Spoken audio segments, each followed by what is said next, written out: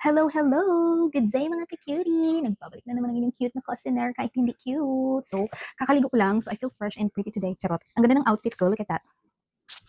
'Di ba? So, pasensya na kayo kung medyo maingay yung aking background kasi nanonood naman TV ng aking hubby, no? Wala muna tayong yung ulam na meal today or cooking series. Ang lulutuin ko is dessert. Itong gagamit ako nito, apple cider Hawaiian roll, yung pamagat ng ating tawag niyan, dessert today kasi meron pa kami mga leftover. So, kakainin namin yung bago yung masira. And ito na ang tinapay.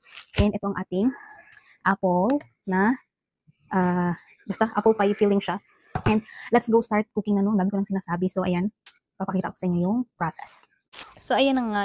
So, let's separate this Hawaiian rolls na nabili ko. Yan. Isa-isahin lang natin siya para madalit na tayong matapos later. Then, after that, put a hole on each of the bread or the rolls, no? Or the Hawaiian bread. Yan.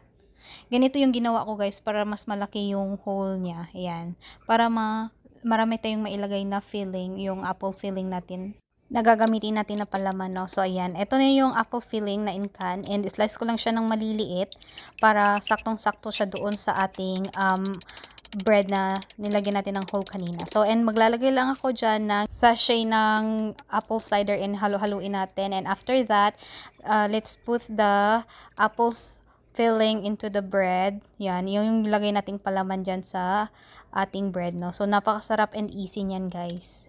Ayan.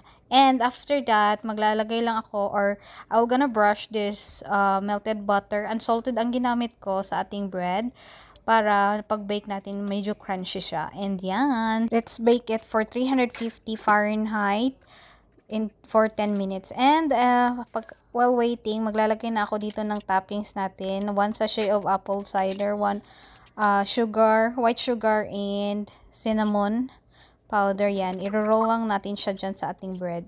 Very easy lang siya, guys, and yummy. Tignan nyo. Diba? Pinaggulong-gulong ko na lang siya parang donut dyan sa ating toppings or yung sugar na ginawa kanina. So, ayan. And ito na siya. Luto na or ready na ang ating apple cider Hawaiian roll donuts, no? Very easy and healthy pa siya, or healthy ba to kasi sweet ito ewan ko na lang kung healthy ba to, basta yummy talaga siya, guys. Kung mahilig kayo dyan sa mga apple filling, go.